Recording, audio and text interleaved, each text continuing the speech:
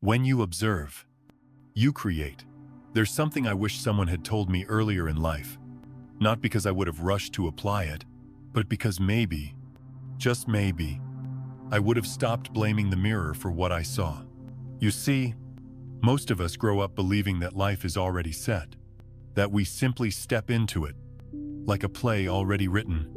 We act out our roles. We endure the scenes. We hope the ending is better than the beginning. But what if I told you, the script hasn't been written yet, that nothing, absolutely nothing becomes real until you lay your eyes, your attention, your energy upon it, not as poetry, not as philosophy, but as the actual architecture of reality. Modern science has been whispering this truth through the quiet hallways of quantum physics for decades. But the deeper truth, it's been inside you all along. You're not just a passenger in this universe. You're the observer. And in the quantum world, the observer doesn't just witness reality. The observer creates it. I remember sitting in my car one afternoon, parked under a tree where golden light flickered through the windshield. I wasn't trying to solve anything. I wasn't reciting affirmations or writing goals.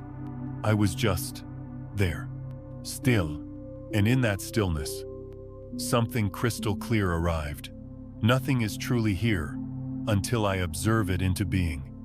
It felt like the world had been waiting, not for my effort, but for my awareness. Reality, as strange as it sounds, is not something that's happening to you. It's something that's responding to you, to what you give your energy to what you focus on, not occasionally, but consistently. Think of it like this. Imagine walking through a garden at night with a flashlight. That beam of light doesn't just reveal what's there, it selects what becomes visible in that moment. Everything else remains in the dark. The garden is fast, but your focus, that's what brings specific flowers into sight. Life works the same way. Your attention is the flashlight. Your energy is the electricity behind it. And wherever you aim it, grows. So, if you wake up each day and aim that light toward what's missing, what's broken, what hurts, you're not just seeing those things. You're feeding them, strengthening them, turning possibilities into patterns. But here's the twist most people miss. It's not about thinking positively.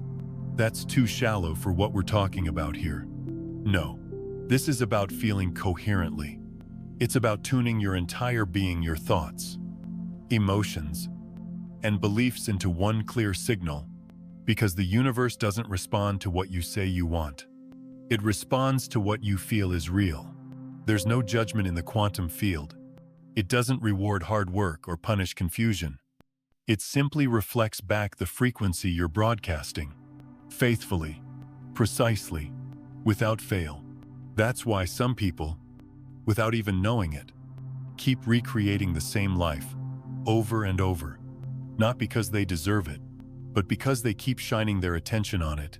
They believe in it more than they believe in anything else. So, what if you did something radical? What if you stopped fighting what is and started observing what could be, not pretending, not fantasizing, but gently shifting your focus from fear to possibility, from why me to what now, from survival to creation. Because you and I both know the river doesn't force itself to flow uphill. It follows the path of least resistance. And your consciousness, it works the same way.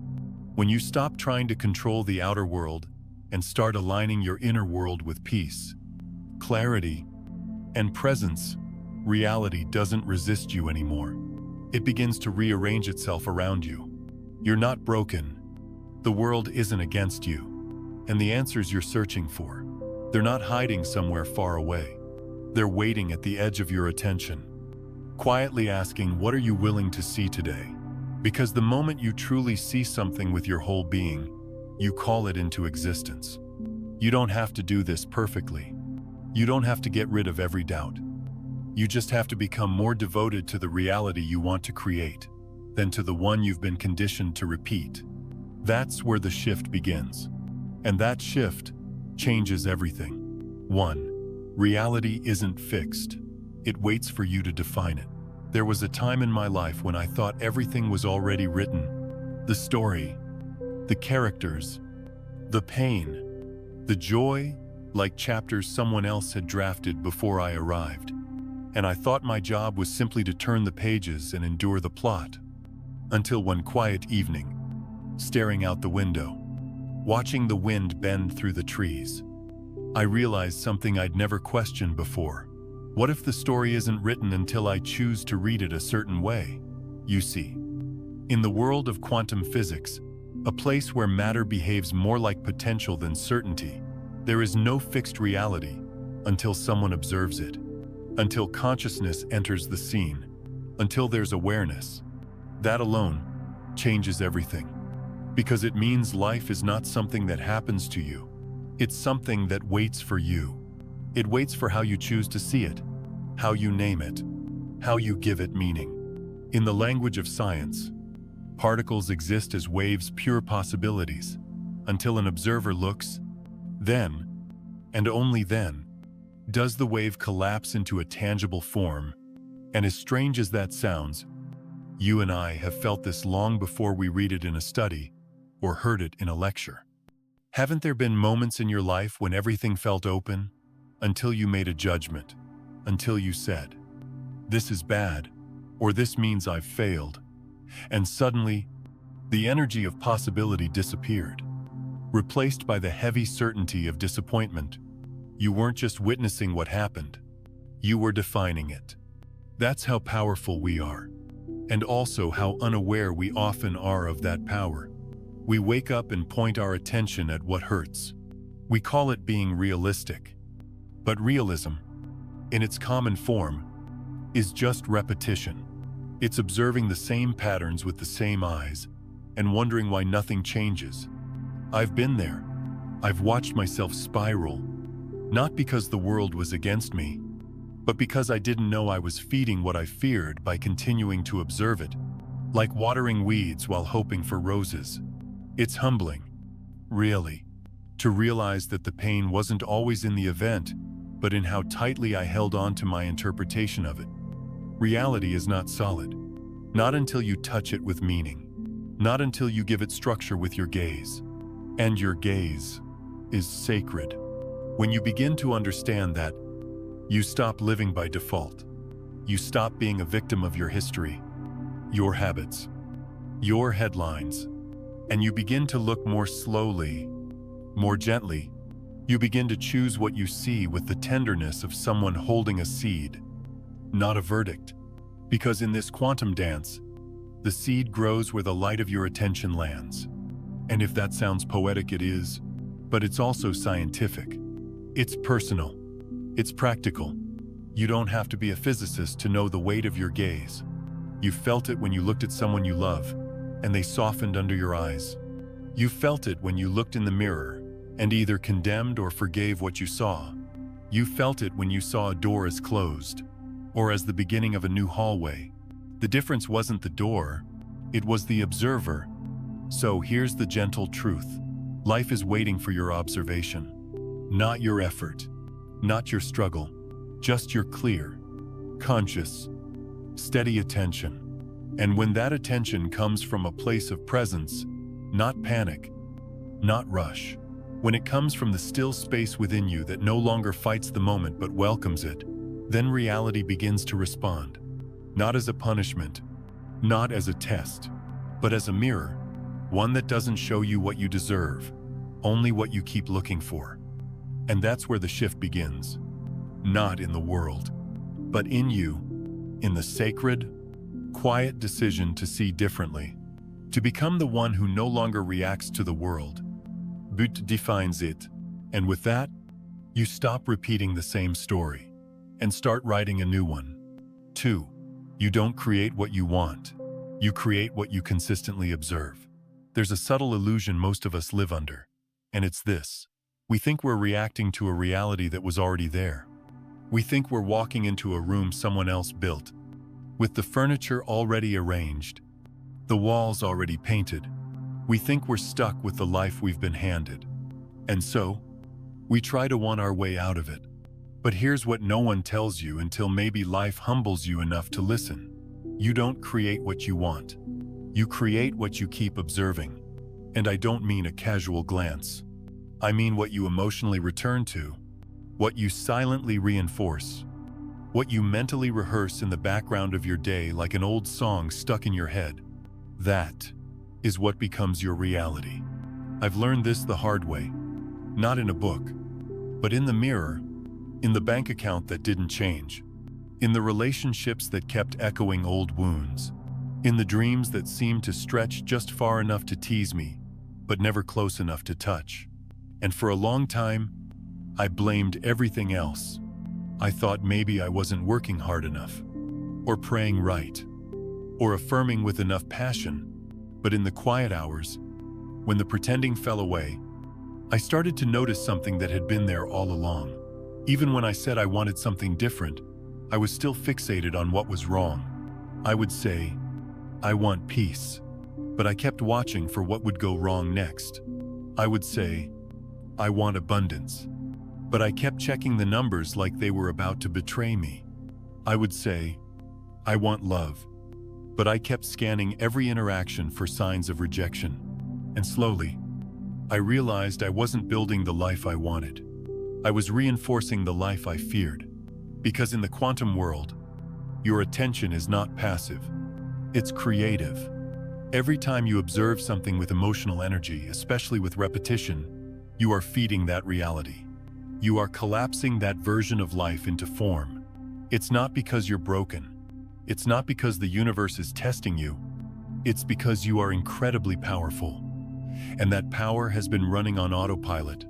The same way a thermostat doesn't care whether the heat or the cold is comfortable. It just responds to the setting. Your reality doesn't judge what you focus on. It simply responds to it. So when you keep noticing the same lack, the same pattern, the same fear, you're not just seeing it, you're stabilizing it. Like cement that dries the more you touch it. Like a trail in the grass that deepens every time you walk it. You're not stuck because life refuses to change. You're stuck because you've unknowingly voted again and again for the version you no longer want. This is why people can meditate each morning, journal their dreams, even say all the right things and still live in a loop. Because after the morning practice ends, their focus returns to the familiar. They go back to watching what they don't want. They check their reality like a report card, constantly looking for signs of lack or delay. And in doing so, they choose over and over again the very life they're trying to outgrow. But here's the gentle breakthrough. You don't have to force yourself into joy. You don't have to pretend something is working when it's not. You only have to notice where your gaze has been living. Not just physically, but emotionally, energetically. And then ask yourself, not with guilt, but with genuine curiosity. What am I feeding today? What version of life am I quietly voting for with my attention? That question alone can begin to loosen the grip, to crack open the door you thought was locked, to reveal the quiet truth. You are not at the mercy of what is. You are in relationship with it. And relationships can change the moment one side becomes conscious. So if you find yourself in a loop, one you've tried and failed to escape, don't rush to do more. Don't shame yourself for thinking wrong. Just pause and see, not with judgment, but with presence, because the moment you stop unconsciously observing the life you don't want, you create space for something else to take root. And that space, that's where true creation begins. 3. The quantum field doesn't respond to your words. It responds to your energy. I used to believe that if I just said the right things, life would shift. If I repeated affirmations with enough intensity, if I declared my goals boldly enough, the universe would have no choice but to listen. I'd stand in front of the mirror and say, I am abundant, I am confident, I am free. But the truth was, I didn't feel any of those things. Inside, I was still anxious, still holding my breath, still waiting for proof before I could truly relax. And so nothing changed. Because the universe doesn't respond to what you say you are. It responds to what you broadcast, the energy that speaks louder than words ever can. You see, the quantum field, the invisible realm of potential that surrounds us, isn't sitting there grading your vocabulary. It's not impressed by how spiritual you sound or how eloquently you describe your dreams. It's listening for something deeper. It's tuning into the frequency beneath your declarations. And that frequency is felt, not spoken. Think of it like a radio. You can say all day long, "I want to hear jazz." But if your dial is set to static or hard rock, no amount of wishing will bring that jazz through the speakers. The signal has to match. Your life is broadcasting a signal, too, not from your mouth but from your heart, your nervous system, your emotional baseline. And that signal is what the universe is echoing back to you. So when I said, "I am abundant," but kept checking my bank account with dread. When I said, "I am worthy," but tensed up every time someone offered love. When I said, "I trust the process," but lay awake, rehearsing every possible thing that could go wrong. The field didn't judge me. It just reflected what I was actually vibrating: fear, lack, uncertainty, not as punishment, but as precision, because that's how this works. And this realization, it broke me open. Not in a painful way, but in an honest one. It showed me that words are beautiful. Yes, but words without resonance are just noise, and that no change is truly sustainable until it's lived from the inside out. That meant I had to stop trying to convince the universe I was okay and start being okay, or at least honest about where I stood. I had to learn how to calm the internal static before expecting clear reception. And here's where it gets beautiful. You don't have to fake it. You don't have to be high vibe all the time. You just have to notice what energy you're practicing the most. What emotion you return to when no one's watching. What belief your body still holds, even after the affirmation ends. That's the signal. And when you begin to shift that gently, not forcefully, the field begins to shift with you. Sometimes it starts small. You soften your shoulders. You breathe a little deeper. You stop looking for what's wrong. You practice feeling safe even when nothing external has changed yet. And slowly, your energy starts to tune itself towards something new. Not because you're pushing, but because you're remembering. Remembering that life responds to coherence, not effort. And coherence is when your thoughts, your feelings, your beliefs, and your body all agree. So if you've been saying all the right things but life hasn't moved, don't assume you're failing. You're just being invited deeper, beneath the words, into the vibration, not the surface desire, but the energetic truth you're standing in. And when those align, even a little things begin to move, quietly, steadily, naturally, because the quantum field isn't resisting you, it's just mirroring you. And the moment you change the signal, you change the reflection.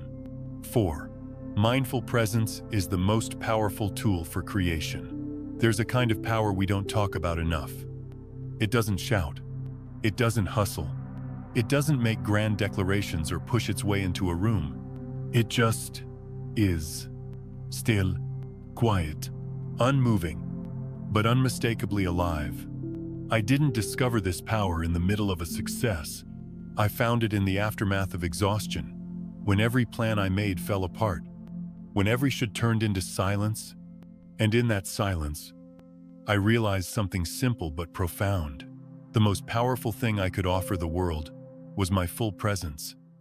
Not my opinions, not my effort, not even my desire to fix anything.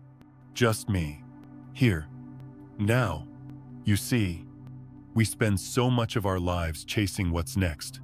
The next improvement, the next answer, the next version of ourselves that finally feels worthy. But presence doesn't exist in the next moment. It lives right here.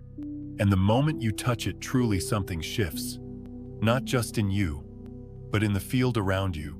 Because the quantum field responds not to noise, but to coherence.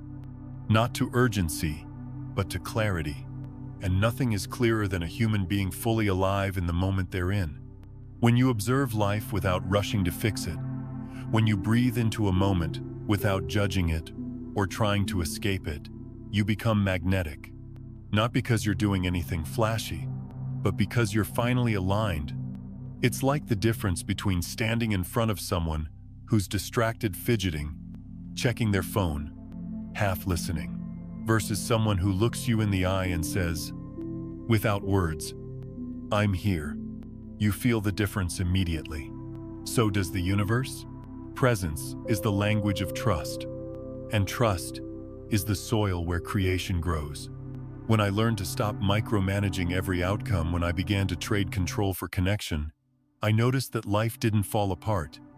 It actually began to organize itself more beautifully than I ever could have orchestrated. And all I did was show up, fully, without needing it to be different. Now, this doesn't mean you stop dreaming. It doesn't mean you sit on the couch and wait for magic to happen. It means your starting point shifts. You're no longer creating from panic. You're creating from presence, from grounded awareness, from a frequency that says, "I'm enough.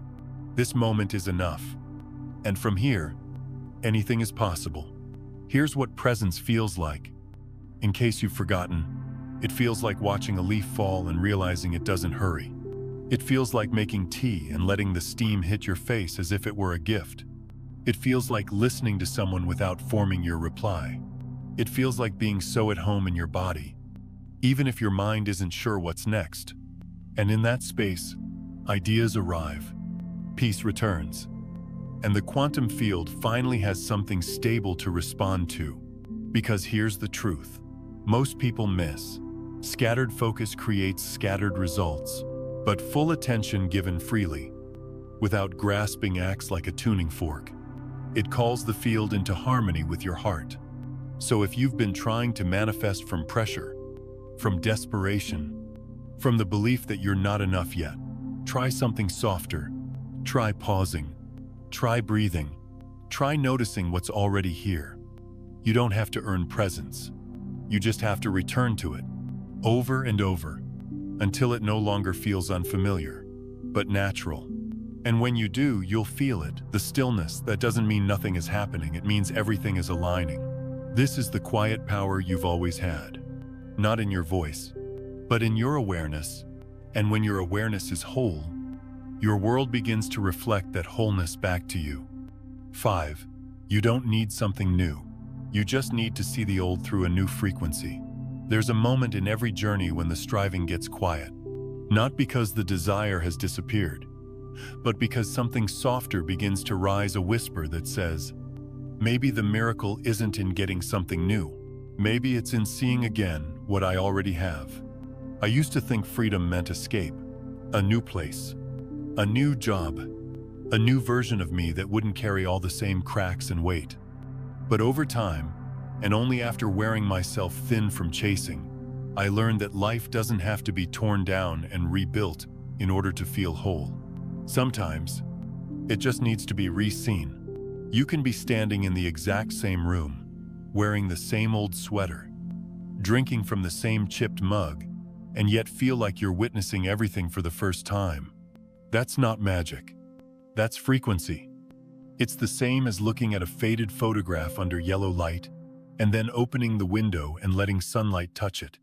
The image hasn't changed, but now you see details that were always there, hidden in plain sight. Your life is like that.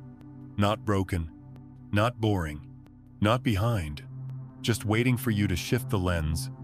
I've watched people fall in love again with the same partner, not because the partner changed, but because they began seeing through eyes no longer burdened by old stories.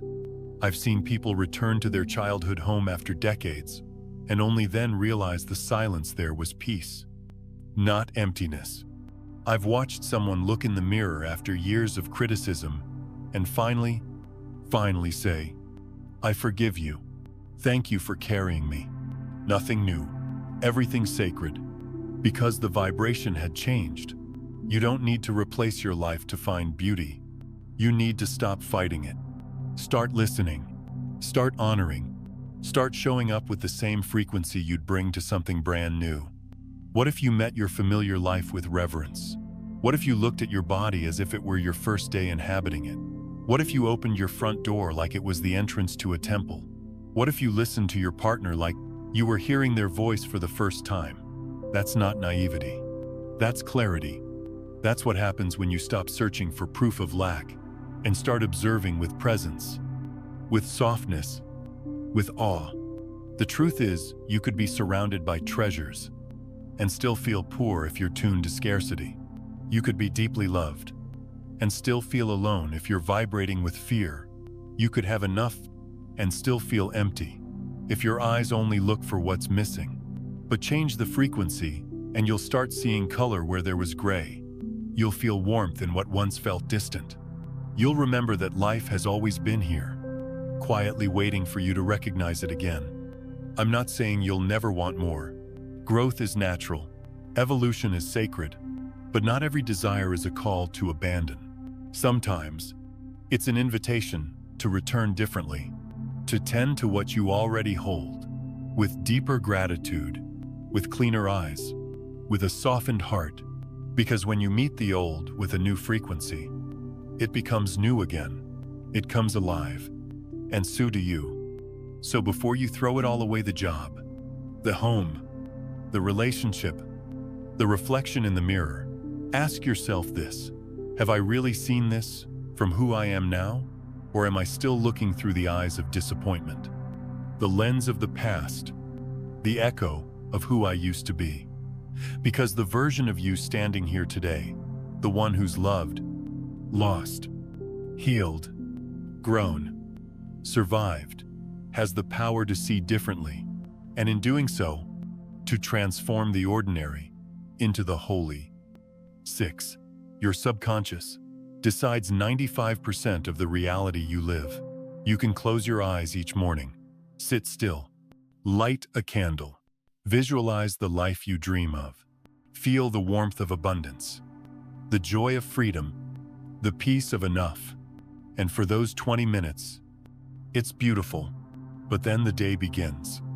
And before you know it, you're back in the familiar rhythm, worrying about money, feeling unseen, bracing for disappointment, doubting if what you want is really possible for you. And just like that, the energy shifts, not because you failed, not because you're not spiritual enough, but because you're living, like most people, with an unconscious that's still running yesterday's script. It's humbling, isn't it, to realize that what you consciously want only accounts for a small slice of what's creating your reality. The rest, roughly 95%, is driven by your subconscious, by the beliefs you didn't choose, but absorbed, by the emotions you never processed, just pushed aside, by the narratives that loop in the background while you smile and say, "I'm fine." And that part of you, that's the one the universe is actually listening to. Because energy doesn't come from what you say, it comes from what you live. I used to think that wanting something badly enough would eventually tip the scale. I believed if I just visualized more clearly, wrote more affirmations, I did more healing work, I could overpower the inner noise. But over time, I realized it's not about overpowering, it's about realigning.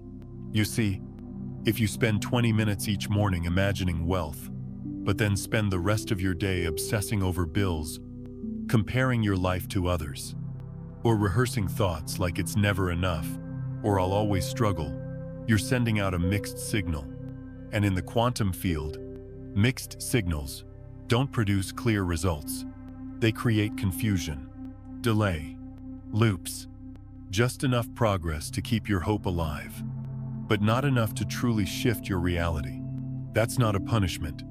It's a reflection, because the field doesn't respond to your momentary focus. It responds to your dominant frequency, and your dominant frequency is determined by what you believe when you're not trying to be spiritual, what you feel when no one's watching, what you expect when you're tired, unguarded, just being you. That realization broke something open in me. It made me less desperate to do more and more curious about who I was being when I wasn't performing for the universe. It led me to start paying attention to the quieter moments, the default thoughts, the knee-jerk emotional reactions, the stories that ran beneath the surface while I was cooking dinner or folding laundry. And let me tell you, those stories mattered. They mattered more than anything I said aloud in a journal. Because those were the stories I was feeding with repetition. And repetition is how the subconscious gets programmed. So here's the shift. You don't need to double your effort. You need to become gently aware of what's already shaping your field. Not with judgment, but with compassion. Ask yourself, what am I rehearsing emotionally, day after day? What assumptions have I made about what I deserve? What familiar tension do I wake up into even before the day begins? These are clues, not flaws. They're invitations, not to fight your subconscious, but to befriend it, to get to know the part of you that's still living in protection, still operating on old rules, still doing its best to keep you safe, even when it's no longer necessary. And once you see that, you can begin to shift not just your morning practice but your lived frequency. You can start choosing new thoughts when you catch the old ones. You can begin soothing your nervous system so it doesn't have to brace for lack. You can practice safety, joy, trust not just when it's easy, but when it's quiet. And when those new frequencies become familiar enough, your subconscious begins to believe them. And once it believes them, they become your new baseline. And your baseline becomes your reality. 7. Emotionally charged observation equals giving the universe instructions. There's something about feeling that we've never been taught to trust. We're told to think carefully, to act responsibly, to speak kindly, but feeling deeply, that often gets labeled as weakness, or drama, or something to manage and move past. But in the quiet language of the universe, emotion isn't an inconvenience. It's the key, the code, the instruction manual you didn't know you were writing every single day. You see, the quantum field, this invisible web of possibilities that surrounds you, doesn't respond to words alone. It doesn't rearrange itself because you made a vision board or recited the perfect affirmation. It moves when you move emotionally, vibrationally, viscerally, because what you feel, not just what you say, is what the universe listens to most. It's not reading your scripts, it's reading your state. Think about a moment when you were so moved by a memory, a person, a dream that your whole body reacted. Maybe you teared up without warning. Maybe you got goosebumps. Maybe your chest tightened or your hands trembled just a little. That wasn't just emotion. That was your entire field lighting up with signal. And when you focus your awareness, your attention on something from that space of powerful emotion, you are broadcasting a command to the universe. Not a request, not a maybe, but a clear, resonant signal. This matters. Align with this. It's like a tuning fork struck at the perfect pitch, echoing out across the field of infinite possibility, pulling similar vibrations toward you, collapsing probabilities into form, and the field listens. Without hesitation, without judgment, it simply says, yes, as you feel, so it shall be.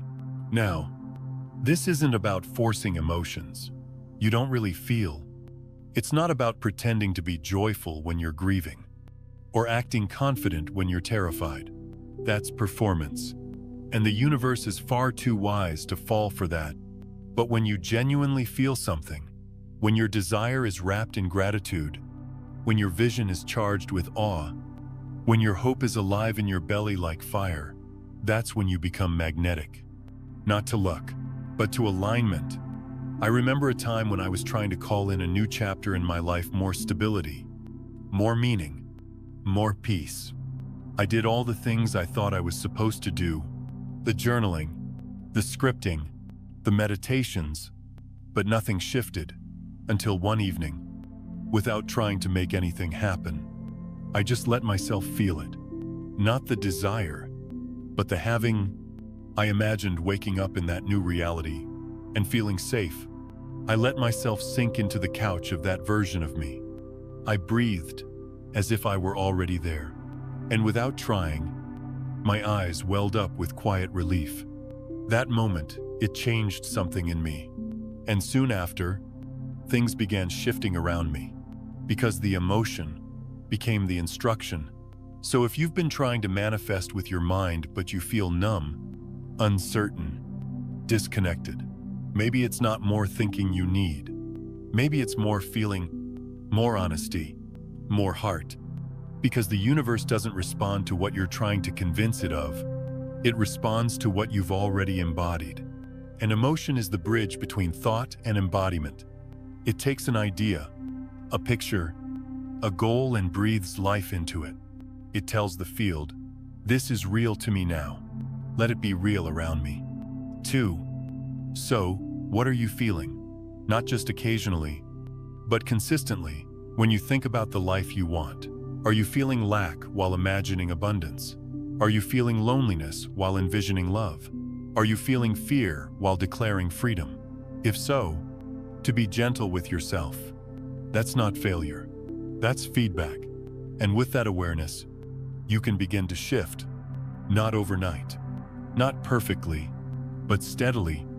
You can start practicing emotional congruence, letting your inner state reflect the outer life you wish to live. Because when that alignment is felt, the universe begins to respond, not with delay, not with resistance, but with momentum. 8. The universe doesn't need you to try harder, it needs you to become clearer. There was a time in my life when I believed the answer was always, do more. Work harder. Wake earlier. Meditate longer. Visualize with more intensity. Push, push, push. And I did. But the more I pushed, the more reality seemed to push back, or worse. Stay still. It felt like trying to move a mountain with a whisper, like yelling into the void and only hearing my own echo. It wasn't for lack of effort. I was showing up every day. I was doing all the things, but nothing changed because I wasn't clear. You see, the universe isn't moved by force. It isn't impressed by exhaustion or effort that comes from fear. It responds to clarity. Not clarity in the mind, not a spreadsheet of goals or a perfectly worded affirmation, but clarity in the whole being. When your vision, your emotions, and your beliefs begin to speak the same language, that's when the field starts to rearrange around you. And for many of us, that's the missing link. We think we're unclear because we're not working hard enough. But in truth, we're unclear because we're scattered inside. We want abundance, but we quietly expect disappointment. We imagine love, but carry the vibration of mistrust. We declare peace, but feel chaos beneath the surface. And when your energy is fragmented like that, even the most beautiful dreams become cloudy signals. It's not that the universe is ignoring you. It's just confused, because you're sending mixed messages and it mirrors what it receives. So the shift isn't in doing more. It's in aligning more. It's in getting still enough to ask, do I believe in what I'm asking for? Do I feel safe receiving it? Do I even allow myself to see it fully? Or am I still shrinking the vision to fit an old identity? And if the answer is no, that's okay. That's not failure. That's a place to begin. Because clarity doesn't always arrive in a flash.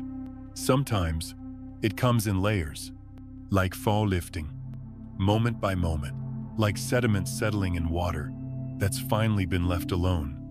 When you become clearer, not in thought, but in frequency, you don't have to chase. You don't have to fight for your place in the world. Life begins to recognize your signal, and just like a radio tuning into the right station, everything starts to come through more cleanly, more softly, more surely. Think of a lighthouse. It doesn't run up and down the shore waving its arms. It doesn't scream across the ocean. It stands in stillness and shines clearly, consistently, and because of that, ships find their way. That's you. You don't need to yell your desires into the wind. You don't need to strain yourself trying to be more spiritual, more worthy, or more productive. You just need to be willing to stand in the truth of what you want with a calm, coherent energy that says, "This is what I'm ready to hold now." And how do you get there? You slow down. You listen. You tell the truth about where you've been unclear. You release the noise that says more is better. And you ask, what if less is clearer? What if I stop trying to impress the universe and simply let it see me, without all the complication? What if I stop trying to earn what I already carry inside? Because once you're clear, truly, deeply clear, the field no longer needs convincing. It reflects you like a calm lake. It moves with your movement. It settles with your stillness. It speaks back what you're finally willing to own. Not because you demanded it, but because your signal, your being became unmistakably aligned. And in that clarity, effort becomes unnecessary. Because when you are no longer divided within, reality has no choice but to follow. 9. Stop trying to change the reflection. Start changing the signal. There's a quiet frustration that builds when life keeps showing you the same scenes. The same arguments, the same setbacks, the same stories that, deep down, you thought you had already outgrown. And in those moments, it's tempting to fight what's in front of you, to push harder, to analyze more, to ask, why is this still happening, or what am I doing wrong? But here's what I've learned, not from theory, but from living. You can't change the reflection by yelling at the mirror. It's like standing in front of your own face, frowning at what you see, waiting for it to smile back first. But the mirror doesn't move on its own.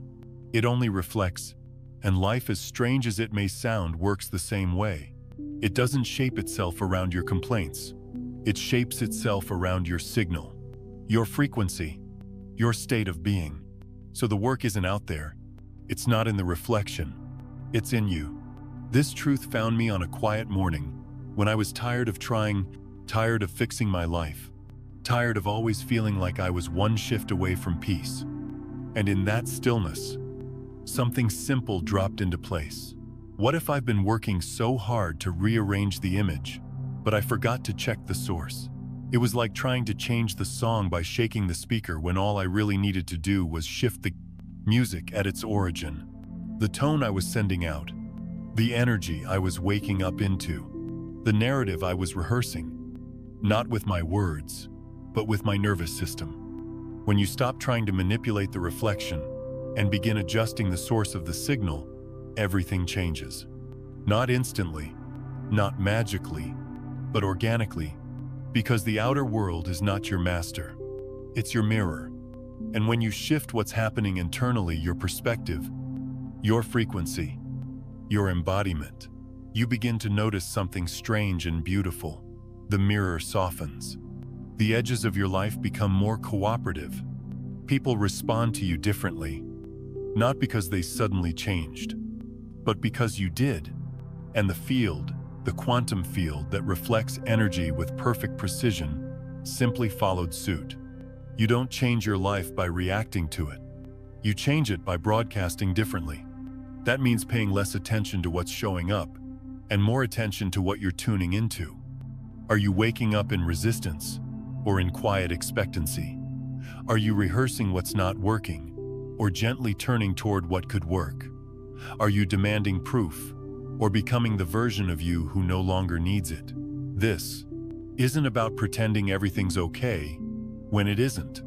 It's not about putting on a spiritual smile while your body contracts inside. It's about becoming honest with yourself, about the signal you've been sending, and then making a compassionate decision to shift it.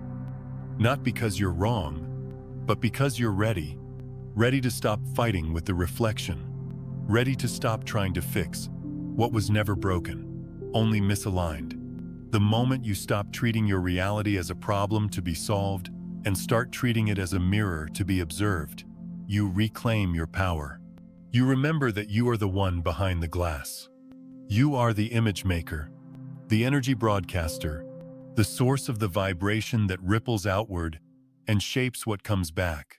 And that realization, it doesn't just change your mindset, it shifts your center. Because you no longer need life to change first. You understand it can't. Not until you do. So the next time the mirror shows you something you don't like, don't beg it to be different. Just soften. Just breathe. Just shift. Smile. Not because the reflection deserves it, but because you do. And watch gently, patiently as the mirror begins to smile back. 10. Repeating new observations until they become natural. There's a truth about change that took me years to understand. Not because it was hidden, but because I was always looking for something faster. I thought if I had one breakthrough, one big realization, one perfectly visualized moment, that would be enough. That life would shift immediately. That my energy would lock in and never slip again. But that's not how real change works. Not the kind that stays. Not the kind that reshapes your life from the inside out. The truth is gentler and more powerful. A new picture becomes real when it becomes familiar. Think about anything you've come to believe over time. It didn't arrive as lightning. It arrived as repetition. The voice you heard often enough as a child. The thoughts you rehearsed again and again until they felt like fact. The version of yourself you kept revisiting, whether it was true or not. Repetition is how the mind builds reality, and the universe, responding to your dominant vibration, follows your lead. So when you begin to hold a new image of peace, of abundance, of wholeness, the first time may feel like a stretch. You might feel like you're pretending. You might even feel resistance, a quiet inner voice saying, "This isn't real." But don't turn away too soon, because the unfamiliar is only uncomfortable until it becomes remembered, and repetition is remembering, not in your head, but in your body, in your field, in your breath. Each time you return to the vision, not just mentally, but emotionally, you're placing a vote, you're casting energy into form, and slowly, that vision goes from feeling like fiction to feeling like home. I've had mornings where I sat in silence, imagining a life I hadn't lived yet, not with pressure, not with expectation, just with presence. Some days, it felt hollow, like I was pretending. Other days, something clicked, and I felt it in my chest. This version of me is real, even if I haven't met her yet. That's when I knew the shift was happening. Not in the outer world yet, but inside where it truly begins. Because the universe doesn't bring you what you hope for once. It brings you what you consistently belong to. And the only way to belong to a new reality is to practice living in it one gentle moment at a time. So yes, repetition matters, but not robotic repetition. Not dry rituals or empty words. Embodied repetition, the kind where you feel what it would be like to already be there, to already hold the peace, to already trust the timing, to already walk in the version of you that no longer doubts she's worthy. Do that enough times, not perfectly, but consistently, and something quiet happens. Your nervous system adjusts, your emotions soften, your expectations shift, and the field around you begins to take notice. Because from the universe's point of view, it's simple. If you visit a version of yourself enough emotionally, energetically, wholeheartedly, you're no longer reaching for it. You've become a match. And reality, always listening, always mirroring, responds not to the first time you saw it, but to the moment it became natural. That's when doors open. Not because you forced them, but because you stopped knocking and started living inside the answer. So if you're wondering why something hasn't shown up yet, ask yourself, gently, have I truly practiced being the one who already lives it? Have I repeated this vision long enough with heart, with care for it to feel real? And if not, that's okay. That's not failure. It's just an invitation to return, again and again, until the picture is no longer distant, but familiar. Because once it feels like home in you, the universe will start delivering mail to that address. 11. The silent observer doesn't shout but creates life. Some of the most powerful people I've met never raised their voices. They didn't command rooms. They didn't demand attention. They didn't wear their strength on their sleeves. They were calm, still, like old trees in strong wind, unmoved, but deeply alive. And something about them lingered. You felt different after being near them, not because they gave you answers, but because they reminded you of your own. This, I believe, is the true power of the silent observer.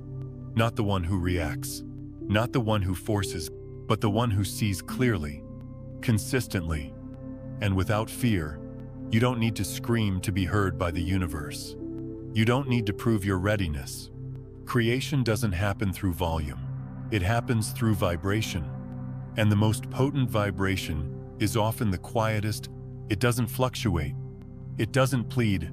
It simply is steady, sincere, unwavering. When you step into the role of the silent observer, you stop chasing outcomes. You stop trying to micromanage timing or make things happen. Instead, you hold your vision with soft hands. You become like a tuning fork, clear, still, resonating a frequency so stable that the world around you has no choice but to adjust. You don't beg the reflection to change. You become the source that naturally invites it, not by effort, but by consistency, not by shouting your desires, but by embodying them with quiet certainty. And make no mistake, this isn't passivity. It's a very active form of presence.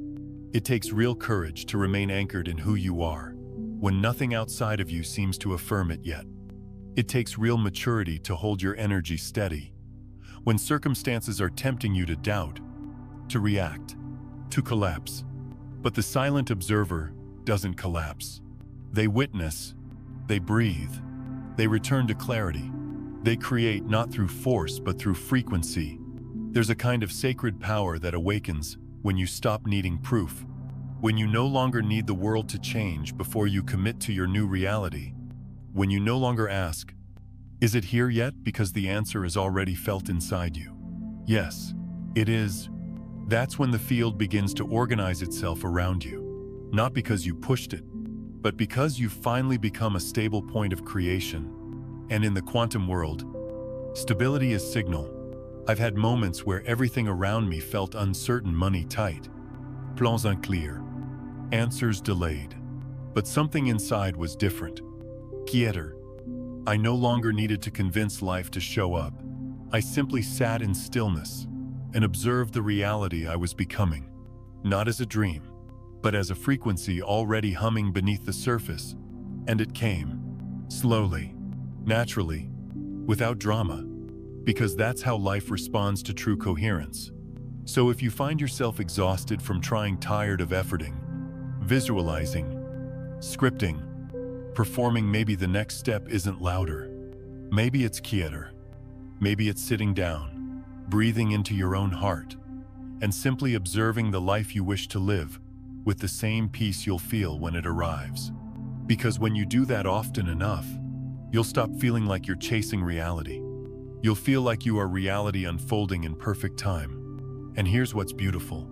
The world listens closely, not to those who demand it loudly, but to those who have become clear enough to no longer need to. The silent observer doesn't create with effort. They create with presence. They create with trust, and their life blooms quietly, like a sunrise. No one can stop. You didn't come here to wait, you came here to witness. There's a quiet shift that happens when you stop asking, "When will life finally change?" and start asking something far more powerful. What am I choosing to witness? Right now. Not wish for, not hope for, but consciously, courageously. Witness, with your heart wide open and your feet firmly on the ground, because you didn't come here to wait. You didn't come here to sit in the waiting room of your own existence, hoping someone opens a door and tells you it's your turn. You came here to remember that you are the door. You are the one who observes possibility into being, the one who gives life permission to become what only you can see. You're not here to beg the universe for mercy. You're not here to be saved by a circumstance, a person, or a perfect plan. You are here to see what hasn't yet appeared, to hold the vision steady long enough for it to take shape, not through force, not through noise, but through quiet, clear, devoted observation. Because that's what creates, not wishing, not waiting, witnessing. There's something holy about choosing to hold a vision when there's no evidence yet. It's not delusion. It's not denial. It's alignment. It's faith, not in something outside of you, but in the deeper intelligence within you that whispers, "This is already real. Stay with it." And so the question becomes gentle, but vital. Can you keep your eyes on the garden long enough for the seeds to bloom? Can you keep your energy steady while life rearranges itself quietly behind the scenes? Can you trust the timing you didn't design and still choose to believe in what you feel more than what you see? Because truthfully, you don't need to change everything. You only need to change your relationship with what you're observing. That's the shift, not trying harder, but witnessing clearer and longer, long enough for the new frequency to become your new home, long enough for the mirror of life to say, "Ah, I see now." You're no longer rehearsing the past. You're anchoring the future. You don't need to be louder. You don't need to be more perfect. You don't even need to understand how it all works. You just need to stay with it. Stay with the image. Stay with the energy. Stay with the quiet conviction that what you're witnessing, even if no one else sees it yet, is real. Because you are not a passive player in this game. You are not a bystander in your own life. You are the one who sets the rules, not by command, but by observation. So, I'll leave you with this. Let your observation be soft, but steady. Let it be filled with emotion, but free from desperation. Let it be rooted in clarity, not urgency. You don't need to explain it to anyone. You don't need to convince the world. You only need to know deep in your bones that what you are seeing with love will one day become what you are living with gratitude. The universe doesn't ignore the honest observer. It meets them, slowly but surely. So stop waiting. Start watching, not with fear, but with presence. Witness the version of you who already exists in peace, in joy, in freedom. And then, hold that vision as gently as you would hold a child's hand, until it grows into the world you've always known was possible. Because everything you truly observe, with truth in your heart, will find a way to become real. And that's not just a possibility. That's the law of life itself.